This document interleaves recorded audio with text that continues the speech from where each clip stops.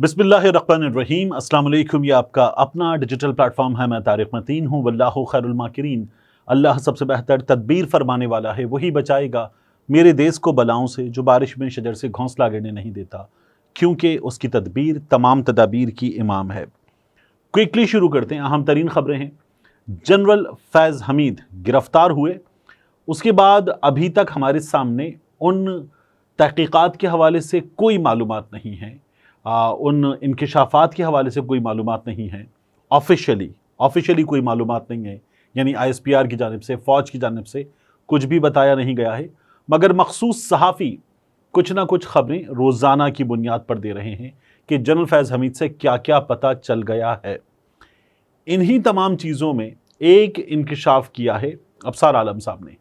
अबसार आलम साहब ने इंकिशाफ किया कि कराची में जो मुत्तहिदा कौमी मूवमेंट के रहनुमा कत्ल हुए थे, अली रज़ा आबदी, उनके कत्ल का ताल्लुक भी जनरल फैज़ हमीद से। अबसार आलम साहब ने एक इंटरव्यू में बैठकर कुछ इस तरह की बात की कि एक ऑफिसर जो जनरल फैज़ हमीद से बहुत क्लोज थे, उनका ताल्लुक है, यानी उन्होंने काम करवाया और अली रज़ा आबदी का कत्ल करवाया, और अब ये पता चलना बाकी है कि उस ऑफिसर ने ये कत्ल करवाया जनरल फैज़ हमीद के कहने पे, और क्या जनरल फैज़ हमीद से इमरान खान ने भी कहा था या नहीं। उसके बाद सिलसिला ये हुआ कि बहुत बड़ी तादाद में सोशल मीडिया पर कराची से ताल्लुक़ रखने वाले बाज़ अकाउंट्स ने कहा कि इमरान खान इन्वॉल्व है। फैज़ हमीद ने तहक़ीक़ात में बता दिया है, अबसार आलम ने बड़ी जुर्रत का मुज़ाहिरा किया है, एक सच बता दिया है, और इमरान खान इन्वॉल्व है। इब्तिदा में बाज़ मवाक़े पर इससे MQM London, MQM Pakistan matter कहा गया था, और ये कराची के, मैं आपको ये बता सकता हूँ बहुत ज़िम्मेदारी के साथ कि कराची के बड़े नामी गिरामी रिपोर्टर्स ने ये बात की थी, और अब भी उनमें से बाज़ ये बात करते, ऑफिशियली अनऑफिशियली करते, लेकिन मैं आपको मुकम्मल ज़िम्मेदारी के साथ बता रहा हूँ कि वो ये बात करते हैं। अब इस मामले में हुआ क्या है। MQM लंदन के कायद अल्ताफ़ हुसैन ने, जो पहले MQM थी, MQM पाकिस्तान बाद में बनी, तो अल्ताफ़ हुसैन साहब ने एक ट्विटर पैगाम दिया है, और ये पैगाम उन्होंने army chief general Asim Munir साहब को मुखातिब करके दिया है। अल्ताफ़ हुसैन साहब ट्विटर पे लिखते हैं, जनरल आसिम मुनीर साहब, अब जबकि साबित हो गया है कि सैयद अली रज़ा आबदी का कत्ल साबिक DG ISI लेफ्टिनेंट जनरल फैज़ हमीद ने कराया है, तो सिर्फ जनरल फैज़ हमीद को ही क्यों गिरफ्तार किया गया है, उसके सहूलतकार क्यों आज़ाद फिर रहे हैं। ये सवाल किया, और ये सवाल करने के बाद अल्ताफ़ हुसैन साहब ने ये बताया कि कौन सहूलतकार है अपने ट्वीट में। वो कहते हैं सैयद अली रज़ा आबदी के कत्ल में सहूलतकारी करने वाले, फिर उन्होंने नाम लिया मुस्तफ़ा कमाल, अनीस कायम खानी, फ़ारूक सत्तार, खालिद मकबूल और आमिर खान, ये अब तक क्यों गिरफ्तार नहीं किए गए। ये अल्ताफ़ हुसैन का सवाल है army chief general Asim Munir साहब के नाम पैगाम देते हुए। हमारे यहाँ अल्ताफ़ हुसैन साहब की जो चीज़ें हैं वो आमतौर पर टेलीविज़न तो बिल्कुल रिपोर्ट नहीं करता, सोशल मीडिया पर भी रिपोर्ट नहीं की जाती। MQM पाकिस्तान ने जो तकरीर हुई थी अल्ताफ़ हुसैन साहब की, जिसमें उन्होंने नारा लगा दिया था पाकिस्तान मुर्दाबाद का, उसके बाद MQM पाकिस्तान ने कहा था कि हमने अपनी राहें जुदा करनी। मेरी कुछ दिन पहले बात हुई थी, मैंने अलग न्यूज़ पर आपको बताया भी था कि मुस्तफ़ा अज़ीज़ आबादी ने कहा कि उस नारे को लगाने के बाद अल्ताफ़ हुसैन साहब ने उस नारे को लगाने पर माफ़ी मांग ली थी, और उन्होंने कहा कि ऑन रिकॉर्ड माफ़ी मांग ली थी, फौरी माफ़ी मांगी थी, और अल्ताफ़ हुसैन साहब उस नारे को लगाने पर पाकिस्तान के लोगों से एक से ज़्यादा बार माफ़ी मांग चुके हैं, ये उनका कहना था। साथ ही वो ये कहते हैं कि ये तमाम लोग, यानी जिनका नाम अभी अल्ताफ़ हुसैन साहब ने लिया, इन तमाम के बारे में वो कहते हैं MQM पाकिस्तान हो, PIB हो, बहादुराबाद हो, या PSP वाले हों, मुस्तफ़ा कमाल हों, वो कहते हैं इन सब ने अपने कायद से गद्दारी की है, ये उनका इल्ज़ाम है। अब जो अल्ताफ़ हुसैन साहब कह रहे हैं अपने इल्ज़ाम में, वो अपने इल्ज़ाम में कहते हैं कि मुस्तफ़ा कमाल, अनीस कायम खानी, फ़ारूक सत्तार, खालिद मकबूल और आमिर खान ये सहूलतकारी कर रहे थे सैयद अली रज़ा आबदी के कत्ल में, इनको अब तक क्यों गिरफ्तार नहीं किया गया है, ये उनका सवाल है। तो ये एक अहम मामला था। हमारे यहाँ जनरल फैज़ हमीद के हवाले से चीज़ें रोज़ाना रिपोर्ट हो रही हैं, लेकिन ये मामला बहुत ज़्यादा रिपोर्ट हुआ जो अबसार आलम साहब ने फैज़ हमीद पर इसका इल्ज़ाम आयद किया या इस बारे में ख़बर दी। अबसार आलम साहब ने तो ख़बर दी, اب اس بارے میں کہ یہ نئی چیز تھی تو میں نے اس لیے اسے آپ کے سامنے رپورٹ کیا ہے۔ اس کے بعد مریم نواز شریف صاحبہ سیاست.pk جو ہمارے ہاں کچھ شاید 400 دنوں سے بند ہے، اس سیاست.pk یا زیادہ ہی ہو چکے، اس سیاست.pk کو رپورٹ کر رہی ہیں کہ انہوں نے فیک نیوز پھیلائی۔ سیاست.pk نے یہ اپنی انفوگرافکس بنا کے اسکرین شاٹ لگایا اور مریم نواز شریف صاحبہ کی تقریر کا ہی ایک اسکرین شاٹ لگایا اور اس کے اوپر ان کے جو ورڈز تھے وہ لکھے انورٹڈ کاماز میں، یہ شارٹ ٹرم ریلیف نہیں 2 مہینے کا ریلیف ہے۔ یہ جو حکومت نے کہا کہ 201 سے 500 یونٹ استعمال کرنے والوں کو ریلیف ملے گا، 14 روپے فی یونٹ کمی کی جائے گی، حکومت پنجاب نے کہا کہ ہم نے اپنے بجٹ میں سے 45 ارب روپے اس ریلیف کے لیے مختص کیے ہیں۔ تو مریم نواز شریف صاحبہ کا یہ جو جملہ تھا سیاست.pk نے رپورٹ کیا، یہ شارٹ ٹرم ریلیف نہیں 2 مہینے کا ریلیف ہے۔ بڑا مذاق اڑ رہا ہے مریم نواز شریف صاحبہ کا اس جملے پر کہ حکومتیں جب اپنی پلاننگ کرتی ہیں نا تو ہوتا ہے short term, mid term, long term, کچھ گولز شارٹ ٹرم ہوتے ہیں، کچھ مڈ ٹرم ہوتے ہیں، کچھ لانگ ٹرم ہوتے ہیں۔ حکومتوں کے کیس میں لانگ ٹرم کیا ہوتا ہے؟ یہ 20 سال کی 30 سال کی پلاننگ ہوتی ہے۔ جو 5 سالہ منصوبہ ہوتا ہے وہ مڈ ٹرم ہوتا ہے حکومت کا، 3 سالہ منصوبہ مڈ ٹرم ہوتا ہے، اور جو حکومت مہینوں میں کرتی ہے وہ شارٹ ٹرم ہوتا ہے۔ تو مریم نواز شریف صاحبہ کا یہ جملہ سیاست.pk نے رپورٹ کیا شارٹ ٹرم۔ مریم صاحبہ کہہ رہی ہیں سیاست.pk کو نون لیگ والے اور بہت سے لوگ کہتے ہیں یہ عمران خان کی زبان بولتا ہے، اس لیے ان کو رپورٹ کر رہی ہیں مریم نواز شریف صاحبہ کہ یہ فیک نیوز دے رہے ہیں، میں ان کو رپورٹ کروں گی۔ اب یہی جملہ مریم نواز شریف صاحبہ کا ایک اور اسکرین شاٹ دیکھیے، یہ ٹی وی سے اسکرین گریب ہے، یہ بالکل بھی فیک نہیں ہے، یہ بتاتا ہے یہ شارٹ ٹرم ریلیف نہیں 2 ماہ کا ریلیف ہے۔ وزیر اعلیٰ پنجاب ایگزیکٹلی وہی بات جیو نیوز نے کی ہے۔ تو اب جیو نیوز نے سیاست.pk سے پہلے یہ بات کی، جیو نیوز کی گئی بات کئی گھنٹے پہلے تھی، کہیں زیادہ وائرل تھی، لیکن مریم نواز شریف صاحبہ سیاست.pk کو رپورٹ کریں گی فیک نیوز کے لیے، جیو نیوز کو جو ان کا حامی چینل ہے رپورٹ نہیں کریں گی۔ کیا مریم نواز شریف نے یہ جملہ کہا جس کو کہتی ہیں فیک نیوز ہے یا نہیں کہا؟ یہ بھی دیکھ لیجئے کہ مریم نواز شریف صاحبہ کیا بتا رہی ہیں اس جملے میں، یہ جملہ سنیے۔ یہ شارٹ ٹرم ریلیف ہے، یہ شارٹ ٹرم ریلیف نہیں ہے، یہ 2 ماہ کا ریلیف ہے۔ یہ شارٹ ٹرم ریلیف ہے، یہ شارٹ ٹرم ریلیف نہیں ہے، یہ 2 ماہ کا ریلیف ہے۔ تو مریم نواز شریف صاحبہ یہ بات کر رہی ہیں کہ یہ شارٹ ٹرم نہیں 2 مہینے کا ریلیف ہے۔ ایکچولی اس کے بعد مریم نواز شریف صاحبہ ذرا سا آگے بڑھتی ہیں اور کہتی ہیں اس کے بعد ہم سولر کا منصوبہ لا رہے ہیں، یعنی سولر کے منصوبے کے حوالے سے وہ کہتی ہیں کہ پھر وہ آپ کے لیے بڑا ریلیف ہوگا آگے جا کر۔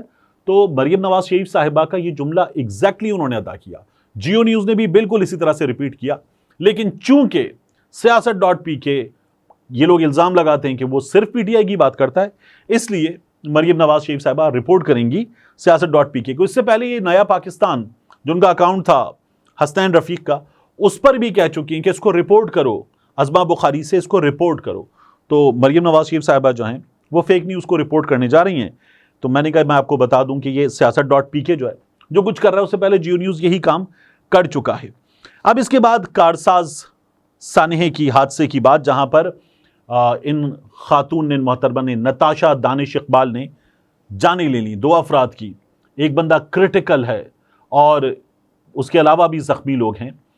ان کی جو رپورٹنگ ہو رہی ہے میں آپ کو بتاؤں، ڈان رپورٹ کرتا ہے ایک فاسٹ موونگ SUV، لکھو بھائی وہ بندی ایک لینڈ کروزر چلا رہی تھی، اور یہ خاتون جو ہیں جیو نیوز نے رپورٹ کیا تو ان خاتون کے چہرے پر ایک عدد بلر کا نشان لگا دیا تاکہ ان کا چہرہ نہ دکھایا جائے۔ جیو نیوز ایک ارب پتی خاتون کی رپورٹنگ کرتے ہوئے صحافتی اقدار کا مظاہرہ کر رہا ہے۔ یہ جیو نیوز والے کر رہے ہیں کہ ان خاتون کا چہرہ چھپایا جائے۔ ان خاتون کے حوالے سے ایک اور خبر پھیلی کہ یہ بورڈ آف ڈائریکٹرز میں بھی ہیں۔ اگر یہ بورڈ آف ڈائریکٹرز میں بھی ہیں تو پھر یہ خاتون جو ہیں یہ کیسی ذہنی مریضہ ہیں کہ یہ بورڈ آف ڈائریکٹرز میں بھی ہیں میٹرو پاور کے۔ پھر آج ٹی وی نے اس خبر کو رپورٹ کیا تھا، آج ٹی وی نے اس خبر کو اپنی ویب سائٹ سے ڈیلیٹ کر دیا۔ کیوں کیا یہ بعد میں پتا چلے گا، لیکن جنا اسپتال کے ماہر نفسیات کی عدالت میں پیش کی گئی رپورٹ کیا بتاتی ہے؟ اس رپورٹ کے مطابق پولیس نے جنا اسپتال سائیکولوجیکل ڈپارٹمنٹ کو ملزمہ نتاشا سے تفتیش کی درخواست کی۔ رپورٹ یہ بتاتی ہے کہ جنا اسپتال کے ماہر نفسیات ڈاکٹر چنی لال وہ یہ کہتے ہیں کہ خاتون سائیکولوجیکل ڈپارٹمنٹ میں زیر علاج ہے، خاتون کنفیوزڈ ہے اور وہ ہوش و حواس میں نہیں ہے، اس لیے خاتون کو عدالت میں پیش نہیں کیا جا سکتا۔ اب ملزمہ کے جو وکیل ہیں عامر منصوب صاحب، وہ یہ کہتے ہیں کہ یہ خاتون زیر علاج رہی ہے آغا خان اسپتال میں بھی، وہاں کا ایم آر نکالا جائے۔ آغا خان اسپتال میں پاکستان کا سب سے بڑا اسپتال ہے پرائیویٹ سیکٹر کا، میرا خیال ہے کہ پبلک سیکٹر میں بھی شاید اتنا شاندار ہاسپٹل پاکستان میں کوئی نہیں ہے، تو وہاں کا ایم آر نکالا جائے اور پتہ کیا جائے کہ یہ وہاں اگر گئی بھی ہیں کسی ڈاکٹر کے پاس تو یہ کس چیز کے علاج کے لیے گئی ہیں، کیا ان کا ذہنی علاج ہو رہا تھا وہاں پہ؟ تو یہ حقیقت آغا خان والے سامنے لا سکتے ہیں، پولیس حکام وہاں سے معلوم کریں۔ اس کے بعد ایک اور چیز معلوم کرنی چاہیے کہ یہ خاتون یو کے کا لائسنس رکھتی ہیں، کیسے ملا؟ وہاں کا لائسنس ایک ذہنی مریضہ کو کیسے ملا؟ پھر یہ بھی بتایا جا رہا ہے کہ ان کو گھر میں بھی ذرا نگرانی میں رکھا جاتا ہے۔ اب اندازہ کیجئے یہ خاتون گھر میں نگرانی میں رہنے والی، ہوا کیا ہے کہ ان خاتون نے گھر پر چابیاں اٹھائی ہیں لینڈ کروزر کی، اور اب اگر یہ ارب پتی لوگ ہیں تو ان کے گھر پر ملٹیپل گاڑیاں ہوں گی۔ بی بی باہر آئی ہیں، گھر والے نگرانی میں رکھتے ہیں تو گارڈز کو بھی بتا کے رکھا ہوگا کہ بی بی کا ذہنی توازن ٹھیک نہیں ہے، یہ باہر جا رہی ہیں تو نظر رکھنا۔ تو یہ پیدل بھی نہیں گئیں، انہوں نے انہی گارڈز انہی چوکیداروں کے سامنے لینڈ کروزر سٹارٹ کی، اس میں بیٹھی اور گاڑی نکالی اور گارڈز نے دروازہ کھولا۔ تو پھر کیا ذہنی مریضہ ہونے کی انسٹرکشنز باہر لوگوں تک نہیں پہنچائی گئی کہ بی بی کیا کر سکتی ہے؟ تو یہ سب کچھ تو انہوں نے کر ڈالا، اور پھر جس طرح سے انہوں نے ہٹ کیا ہے 120-30 کی رفتار پہ سروس روڈ پہ، تو یہ تمام وہ چیزیں ہیں کہ جن کو دیکھنے کی ضرورت ہے۔ آپ میں سے بعض لوگوں نے بڑا غصے کا اظہار کیا میرے بارے میں بات کرتے ہو کہ میں جو چیزیں بتا رہا تھا بہادر آباد تھانے کے باہر کھڑے ہو کر ان چیزوں میں نے ان خاتون کو سپورٹ کر دیا۔ میں کم از کم یہ تو نہیں کر سکتا کہ جاؤں اور جا کے نکال کے ان خاتون کا خاتمہ کر دوں، میں رپورٹنگ کروں گا، جو پولیس بتائے گی آپ کو بتا دوں گا، جو عینی شاہدین بتائیں گے آپ کو بتا دوں گا، جو اسپتال میں ڈاکٹرز رپورٹ کر رہے ہیں وہ چیزیں میں آپ کے سامنے رکھ دوں گا۔ کچھ سوالات ہیں جو میں اٹھا سکتا ہوں بطور صحافی، اور میں اپنے شک کا اظہار کر سکتا ہوں۔ اس کے علاوہ کچھ چیزیں جو میں فائنڈ آؤٹ کر سکتا ہوں وہ میں فائنڈ آؤٹ کرنے کی کوشش کروں گا، اور انشاءاللہ I'll keep you posted۔ اس کے بعد آخر میں جاتے جاتے میں آپ کو بتاؤں کہ عمران خان صاحب کے معاملے میں اب ایک اور درخواست آئی ہے، ان کے ڈاکٹرز ہیں ان سے عمران خان صاحب کا چیک اپ کروایا جائے، پھر عدالت میں یہ درخواست گئی ہے۔ تو اب دیکھیے اس پر کیا ہوتا ہے، کیونکہ عمران خان صاحب، بشرا بی بی، یہ ایک ایک چیز کے لیے درخواست دے رہے ہیں، ان میں سے کئی درخواستیں مسترد ہو رہی ہیں۔ پولیس حکام باقاعدہ طور پر یہ درخواست کرتے ہیں کہ نہ دیکھا جائے عمران خان صاحب کے ان معاملات کو، جیل اسپتال کافی ہے۔ میاں نواز شریف کے معالج جو تھے وہ دھڑا دھڑ ان کو وزٹ کرتے تھے، یہ ہمارے سامنے کی چیز ہے۔ آخری چیز، بڑا خوفناک واقعہ پیش آیا گجرانوالہ میں، وہاں پر ایک نوجوان نے پولیس کو درخواست دی کہ میری بیوی کو اغوا کر لیا گیا ہے، اور اس نے کچھ لوگوں کو نامزد کیا۔ اب پولیس ان نامزد لوگوں کو تفتیش کے لیے بلاتی، حراست میں لیتی، گرفتار کرتی، پولیس اپنا کام کرتی، لیکن اس نوجوان نے کئی بار پولیس کو جھنجھوڑنے کے بعد تھانے کے اندر خود سوزی کی، اپنے آپ کو آگ لگا لی، اور اس کے بعد ہم نے وہ فوٹیجز دیکھی، وہ چیزیں دیکھی کہ وہ نوجوان کس حال میں تھا، کس طرح سے تڑپ رہا تھا۔